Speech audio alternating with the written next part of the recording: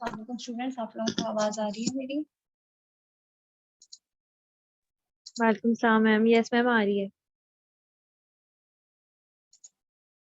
एक सेकंड में।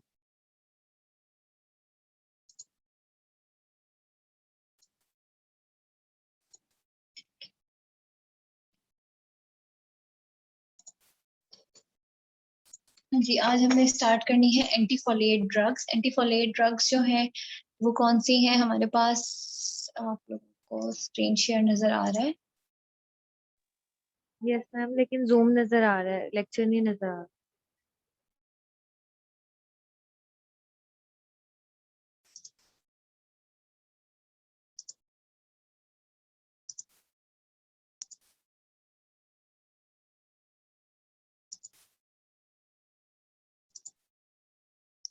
अच्छा, मैं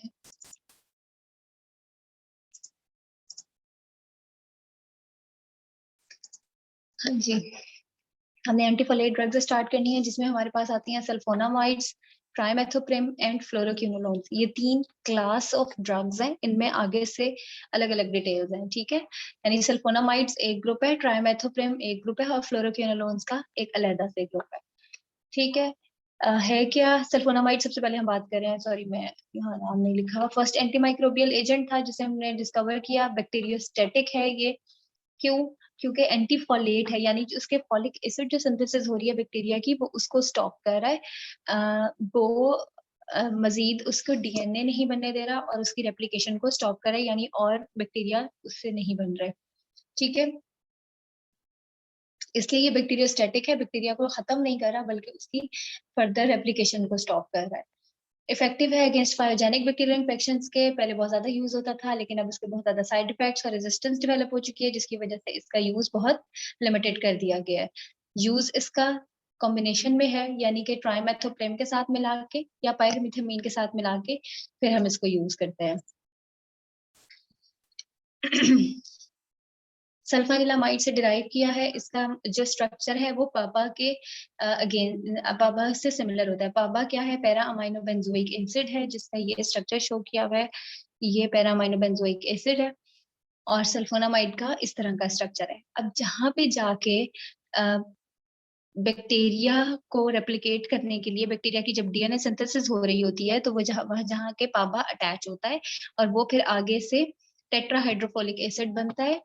देन सॉरी हाँ, यहाँ पे पैरामाइनो बेंजोइक एसिड है, यहाँ पे पापा की अटैचमेंट पापा से डाइहाइड्रोफोलिक एसिड बनता है, डाइहाइड्रोफोलिक एसिड से टेट्राहाइड्रोफोलिक एसिड बनता है, उससे फिर प्योरिन और फिर वो आगे उसका डीएनए बनता है। अब जहाँ पे ये पैरामाइनो बेंजोइक एसिड से पापा से डाइहाइड्रोफोलिक एसिड बनना था, यहाँ पे सल्फोनामाइड एक्ट करती है और ये स्टेप जो है हिंडर हो जाता है और ये नहीं बनता।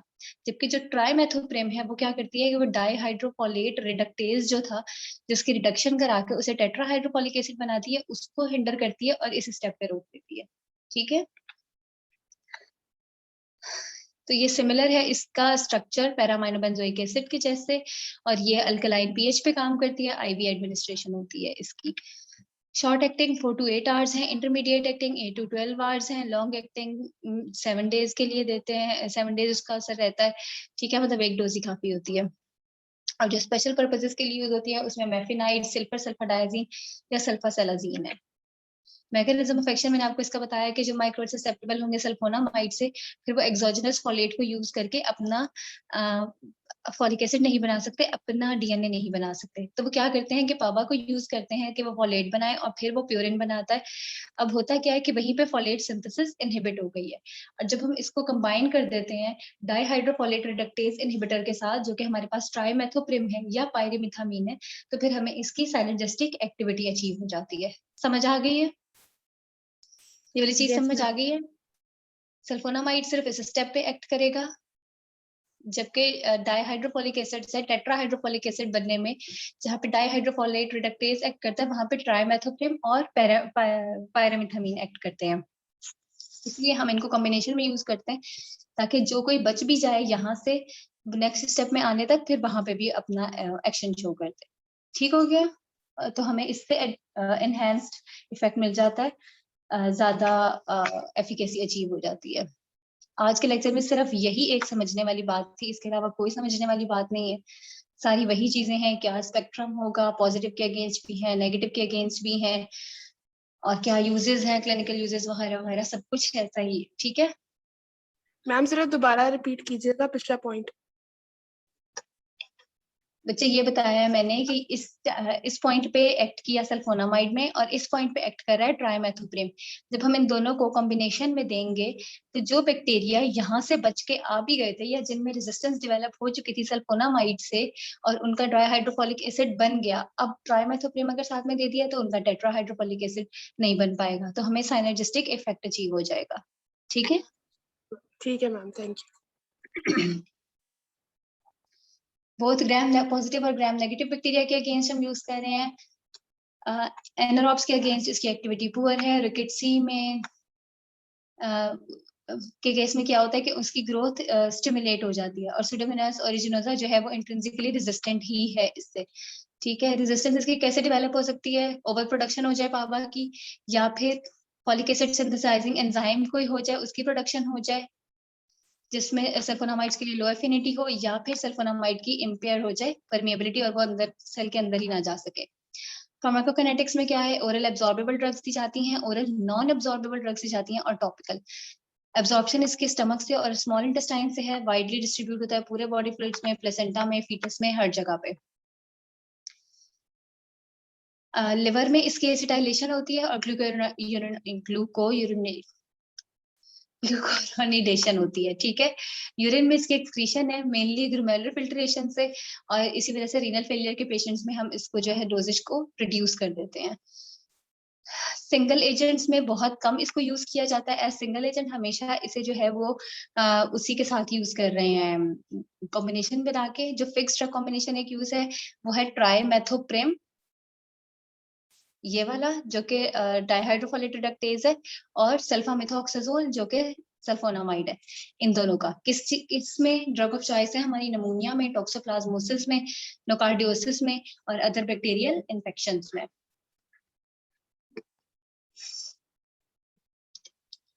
एब्जॉर्बेबल एजेंट्स का कहाँ पे यूज है? यूरिनरी ट्रैक इन्फेक्शंस में। सल्फीसॉक्साजोल 4 टाइम्स अ डे यूज की जा रही है। सल्फामेथोक्साजोल 2 से 3 दफा डेली। सल्फाडायाजीन कॉम्बिनेशन में यूज कर रहे हैं पायरिमिथामीन के साथ, तो फर्स्ट लाइन थेरेपी है फॉर एक्यूट टॉक्सोप्लाज्मोसिस। टॉक्सोप्लाज्मोसिस क्या है? टॉक्सोप्लाज्मा भी एक माइक्रोबैक्टीरिया है, उसके अगेंस्ट काम करती है। ठीक है, इसके अलावा पायरिमिथामीन के साथ ही 1 ग्राम 4 टाइम्स अगर डेली देंगे तो वो लोडिंग डोज होती है, जिसको फिर हम देते हैं 25 मिलीग्राम वंस डेली डोज। उसके बाद फॉलिनिक एसिड साथ में हम देते हैं पेशेंट को, ताकि बोन मैरो सप्रेशन ना आ जाए और जो एनीमिया की तरफ ना चला जाए पेशेंट। ओरल एब्जॉर्बेबल एजेंट्स हैं, उनमें सल्फाटॉक्साइन है, लॉन्ग एक्टिंग है, ये कॉम्बिनेशन इसका पायरिमिथामीन के साथ मिलता है, और ये सेकेंड लाइन एजेंट है in the treatment of malaria. जो नॉन एब्जॉर्बेबल है, अच्छा नॉन एब्जॉर्बेबल के केसेस में होगा कि वो गट में एब्जॉर्ब ही नहीं हुआ, तो इनका हमें कहाँ पे फंक्शन मिलेगा? इनका हमें लोअर जीआईटी में जाके, यानी कि small intestine and large intestine पे जाके हमें इसका इफेक्ट अचीव होगा। ठीक है, और वहां पे यहाँ पे अल्सरेटिव कोलाइटिस के केस में, एंटेराइटिस में, या फिर अदर बाउल डिजीजेस जो होंगी उनके केस में।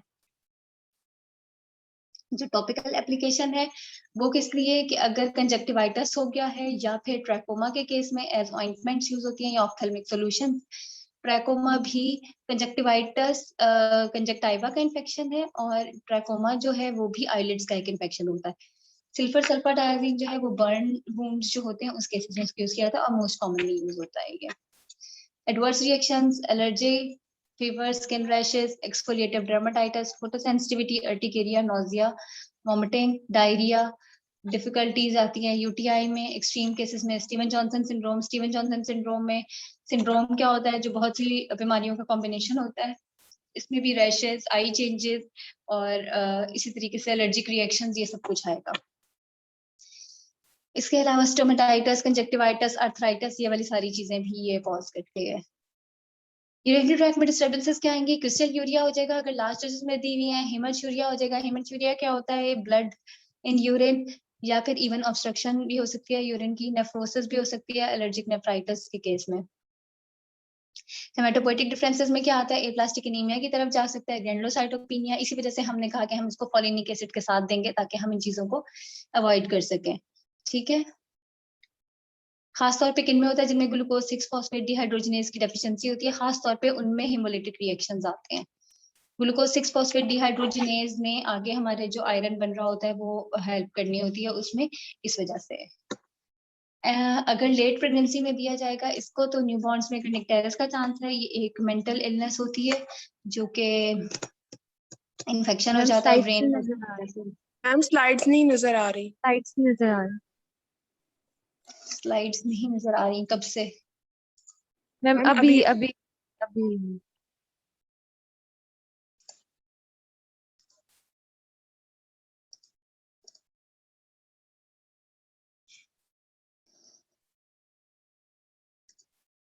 हाँ जी, ग्लूकोज 6 फॉस्फेट डिहाइड्रोजिनेज क्या कर रहा होता है, ये हमारे आयरन फॉर्मेशन जो हमारी बॉडी में हो रही होती है और हमारे जो आरबीसीज बन रहे होते हैं उनके डेवलपमेंट में हेल्प कर रहा होता है। तो वहां पे उनमें डिफरेंस आ जाएगा, जिसकी वजह जिन जिन पेशेंट्स में इसकी डेफिशिएंसी होती है उनमें फिर ये हिमोलिटिक डिसऑर्डर्स कॉज करता है। नेक्स्ट चीज ये कि प्रेगनेंसी, अगर लेट प्रेगनेंसी में हम इसको देते हैं तो क्लिनिकटेरिस कॉज कर सकता है न्यूबॉर्न्स में, जो कि एक मेंटल इलनेस है। और हमने ये ऑलरेडी डिस्कस किया कि ये फीटस में पहुंच जाता है, प्लेसेंटा को क्रॉस करता है और फीटस में भी इसके लेवल्स होते हैं। नेक्स्ट चीज आ गई हमारे पास ट्राइमेथोप्रिम पायरिमिथामिन। इसका हमने ये देख लिया कि इसका मैकेनिज्म ऑफ एक्शन कहाँ है, कि इसने डाइहाइड्रोफोलिक एसिड रिडक्टेज को इनहिबिट करना है और डाइहाइड्रोफोलिक एसिड को टेट्राहाइड्रोफोलिक एसिड नहीं बनने देना। ये 50,000 टाइम्स लेस एफिशिएंट है। ठीक है, पायरामिथामिन जो है वो सिर्फ जो है इनहिबिट करता है प्रोटोजोअल जो ऑर्गेनिजम्स हैं उनमें। ऑलराइट, अगेन वही कि उसी स्टेप पे उसने एक्ट करना है। रेजिस्टेंस इसकी कैसे डेवलप हो जाएगी, सेल परमिएबिलिटी रिड्यूस हो जाए या फिर ओवर प्रोडक्शन हो जाए डाइहाइड्रोफोलेट रिडक्टेज की, या फिर प्रोडक्शन हो जाए ऑल्टर्ड रिडक्टेज की जो रिड्यूस कर दे इस ड्रग की बाइंडिंग को। यानी कोई और डाइहाइड्रोफोलेट रिडक्टेज के अलावा कोई और रिडक्टेज बन गया है जो कि खुद वहां पे जाके अटैच हो गया और उसने ट्राइमेथोप्रिम को अटैच नहीं होने दिया, या फिर वहां पे म्यूटेशन हो गई है जीन्स में।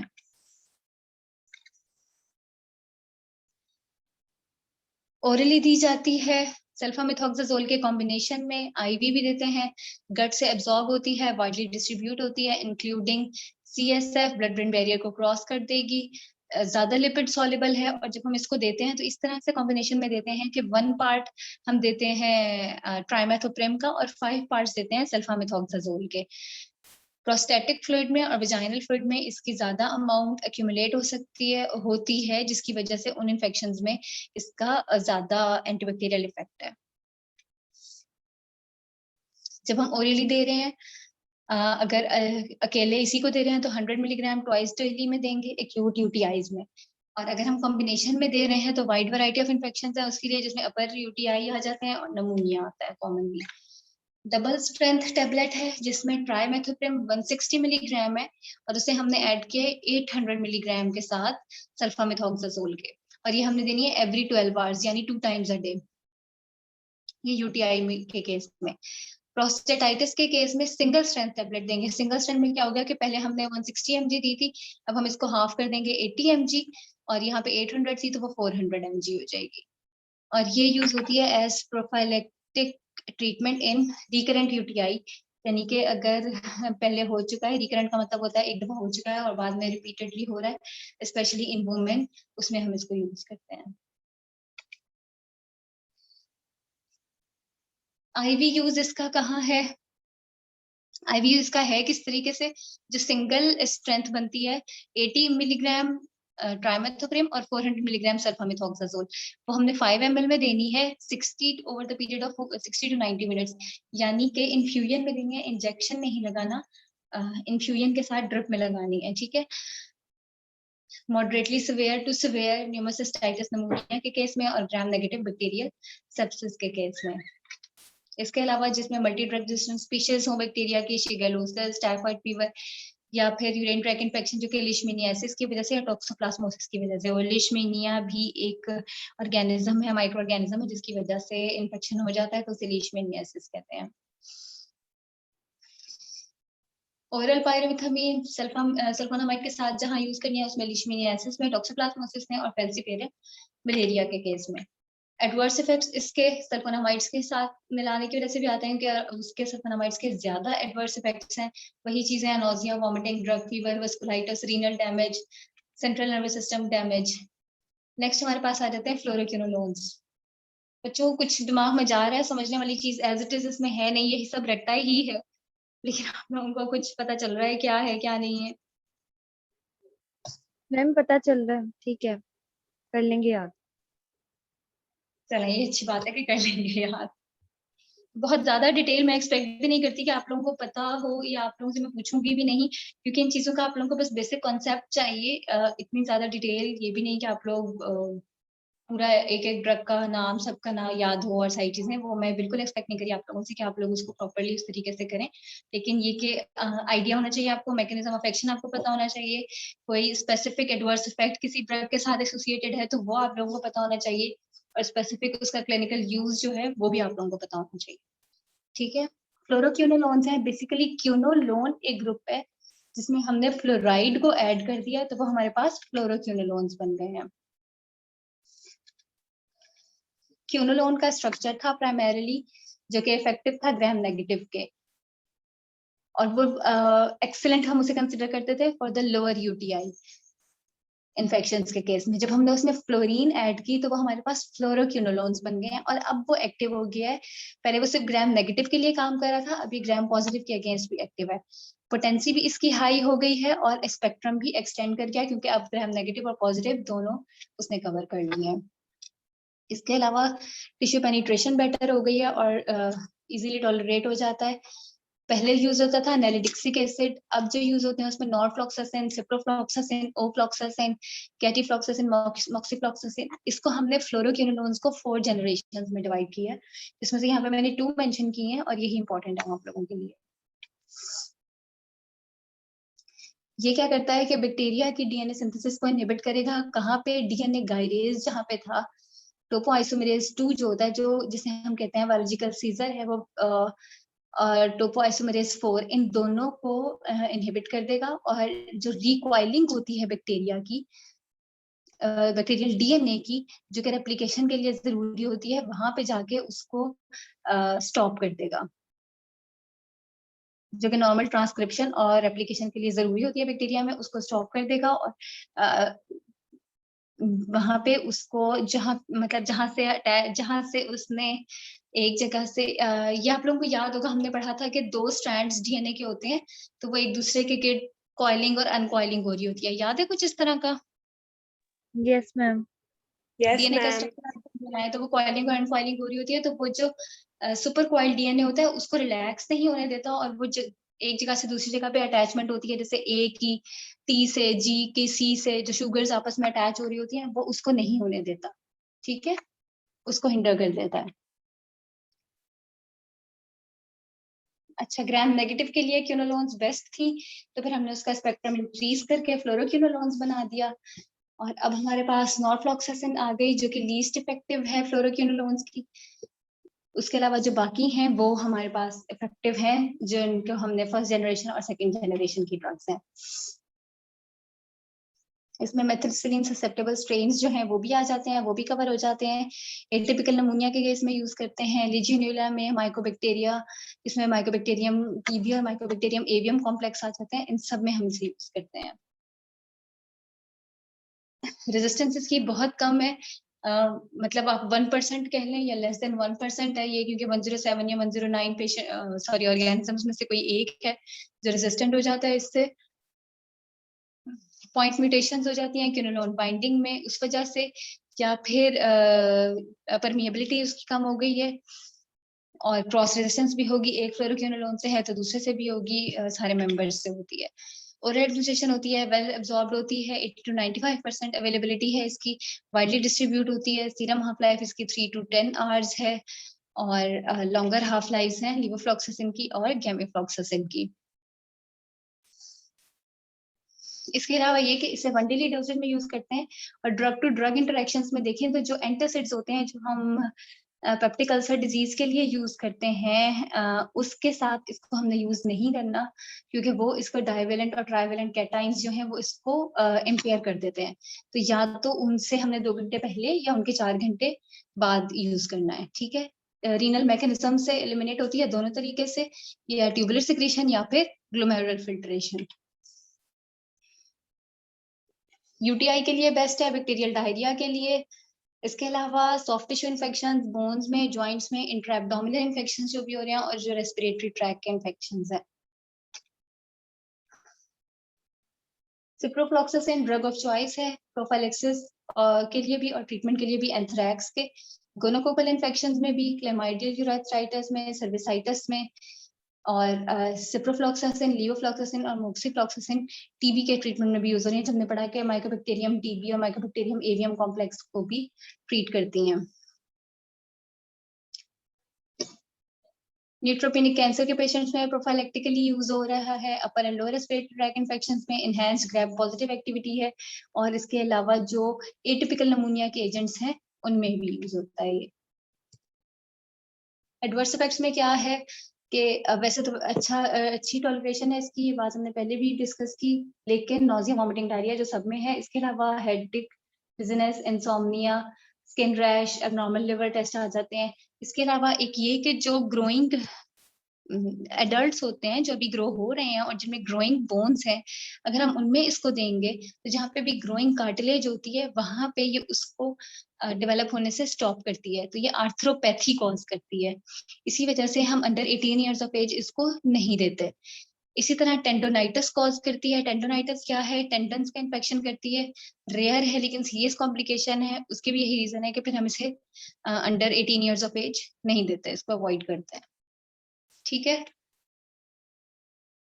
एक एक क्लास करके मैं एंटीबायोटिक्स के आप लोगों को पढ़ा रही हूँ। ये डाइजेस्ट करना मुश्किल होती है क्योंकि बहुत रफ टॉपिक्स हैं, ये जब शुरू हो चुके हैं ना कोई समझने वाली चीज है ना कुछ है, बस यही चीजें हैं जो पढ़ते जानी है और पढ़नी तो है। जो आप लोगों को समझ नहीं आती वो मुझसे पूछ लें, बहुत इजी टॉपिक्स हैं ये इस लिहाज से क्योंकि इनमें कुछ भी नहीं है डिटेल ज्यादा।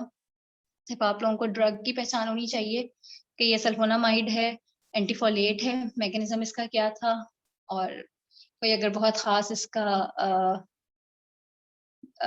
एडवर्स इफेक्ट हो या कोई खास क्लिनिकल यूज हो तो वो चीज आपको पता होनी चाहिए। मैम हम ठीक है सिर्फ बच्चे, स्लाइड से कर लें कि हम बुक से भी करें, क्योंकि बुक में तो इससे भी ज्यादा नाम लिखे हुए हैं ड्रग्स के। नहीं नहीं बच्चे, स्लाइड से काफी है आपके लिए। Okay ma'am. अच्छा, दूसरी चीज बच्चों ये कि आप लोगों का एक क्विज लेना है और नेक्स्ट ट्यूसडे को, ठीक है, फर्स्ट 5 लेक्चर्स का छोटा सा मैम ही क्विज होगा। ये क्विज आपने पहले लिया और अब आप एक और लेंगी तो इसकी 5% होगी दोनों क्विजेस की। जी बेटा, 5 होगी। ठीक है मैम। मैम दोनों क्विजेस के बाद हमारे 8 लेक्चर्स कवर हो जाएंगे, तो फिर मिड में आप इनके साथ मतलब कुछ कम करेंगे या ये सारे इंक्लूड होंगे और आगे से आप ऐड करेंगे जितने पढ़ लेंगे? बेटा देखेंगे कि हमारे कितने लेक्चर्स मिड तक हो चुके हुए होंगे, ठीक है। जितने ये देख लेंगे कि जितने आपके प्रिपेयर्ड हैं और जितने हम और ऐड कर सकते हैं जो कि इजीली प्रिपेयर हो सके, ठीक है। असेसमेंट्स का मतलब ये नहीं होता कि आप लोगों का इम्तिहान दिया जाए और ये चेक किया जाए कि कितने पानी में हैं आप लोग। असेसमेंट्स का मतलब ये होता है कि हम आपको प्रिपेयर कराएं फॉर द फाइनल, ठीक है। तो मैम ऐसा कुछ बिकॉज नहीं। अगर हम लोगों के लेक्चर्स प्रिपेयर्ड भी होंगे ना क्विज वाले, तो वो एक के बाद एक, जिस तरह क्विज हमारे हो रहे हैं वीक में 2 तो हो ही जाते हैं, तो अगर आप हमें प्रिपेयर्ड भी लेक्चर्स देंगे तो वो रिवाइज करने में इस तरह नहीं होते कि सारे एक साथ कवर हो जाएं, टाइम बहुत कम मिलता है। नेक्स्ट वीक ही है सिर्फ मिड के लिए भी। बच्चे मैं यही तो आपसे बात कर रही हूँ कि इस लिहाज से इसको देख के ही देंगे कि बहुत ज्यादा ओवरबर्डन ना हो जाए आप लोग, और आप लोगों की मिड से प्रिपरेशन हो, कोई मैं आप लोगों से जो है वो दुश्मनी ना निकालूं, आप लोगों की अच्छी तैयारी हो। मैम मैम इस आप क्विज की कितनी वेटेज होगी? 5%। और मैम मैम पिछले की भी 5% है? बेटा पिछले क्विज की भी 5% की और इस क्विज की भी 5% होगी। मैम लेकिन आपने कहा था पहले कि मैं बेस्ट वन काउंट करूंगी, तो आप वैसे ही कर लें। बिल्कुल कभी भी नहीं कहा कि मैं बेस्ट वन काउंट करूंगी, मैंने कभी भी नहीं कहा। तो मैम इस तरह कर लें आप, इस तरह पिछला क्विज हमारा सही नहीं हुआ था। बच्चे इसीलिए उसकी परसेंटेज कम रखी है ना, 5% रखी है कि बच्चों एक लेक्चर था वो सिर्फ, और फिर क्यों कह रहे हैं आप लोग कि अच्छा क्यों हुआ? मैम उसका जो सिनेरियो था तो मुश्किल है, तो इसलिए कोई खास समझ नहीं आया था। बच्चों इसको अच्छा अटेम्प्ट करने की कोशिश करें, ठीक है? इसकी अगर इसका जो अच्छा 5% होगा तो इसमें मैम काउंट 3 दफा तो वेबसाइट ही आउट हो गई थी, हम लोग तो कुछ कह भी नहीं सकते। यस आप मैम। कुछ सोचें मैम मैम। लोग और बहुत लास्ट में जो टाइम बचा था उसमें सबमिशन किए, ठीक है, उसके बाद जब रिव्यू आया है तो वो सबमिट ही नहीं हुआ है, तो वो हमारे दुख हमारे साथ ही हुए ना फिर। नहीं बच्चे ऐसा नहीं है, वो जो आपने अगर सॉल्व किया हुआ होता है तो वो सेव होता है एलएमएस पे, जाता कहीं नहीं है। मैम वो टाइमिंग आ रही थी ना, टाइमिंग आ रही थी क्योंकि अब फर्स्ट में ही 2 दफा तो वेबसाइट से वो कुछ आ ही नहीं रहा था ऊपर, ठीक है। वो अल्लाह अल्लाह करके दोबारा गए हैं, दोबारा किया तो वो शुरू से आ गया। फिर उसके बाद इंटरनेट को पता नहीं क्या हुआ है, लेकिन इंटरनेट आ रहा था वैसे ही वो कुछ हुआ है, तो 2 दफा तो वो ही नहीं शो हुआ। उसके बाद दोबारा से अटेम्प्ट किया, वो स्टार्टिंग से अटेम्प्ट करना पड़ रहा था उसमें। फिर भी टाइमिंग का तो हमारा ही कहेंगे ना कि हम लोगों ने मैनेज नहीं किया। मैम आप इस दफा गूगल फॉर्म पे ले लें। नहीं बच्चे, हमारा जो है ऑफिशियल फॉरम एलएमएस ही है और इसी पे टेस्ट होगा। मैम बस आप ये फेवर कर दें कि बेस्ट वन कर लें, इससे ये होगा कि फिर यस हमारे मैम प्लीज इसको बेस्ट यस वन मैम आप कर लें बेस्ट वन। अच्छा ऐसा तो करते मैम हैं, आप पहले ये वाला दे एक्चुअली लें। Yes ma'am please best one कर दें सिलेक्ट, इस तरह हमें ना इजी हो जाएगा और आगे मिड्स भी आ रहे हैं। यस अच्छा मैम। पहले आप ये ऐसा करें, ये दे लें क्विज, उसके बाद देखते हैं कि बेस्ट वन करना है या कौन सा करना है, ठीक है? ठीक है मैम। मैम कब है quiz? Yes ma'am. Next Tuesday को।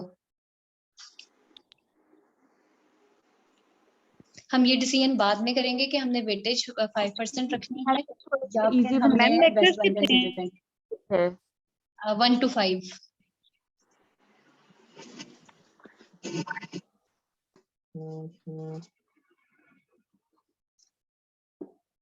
ठीक है बच्चों,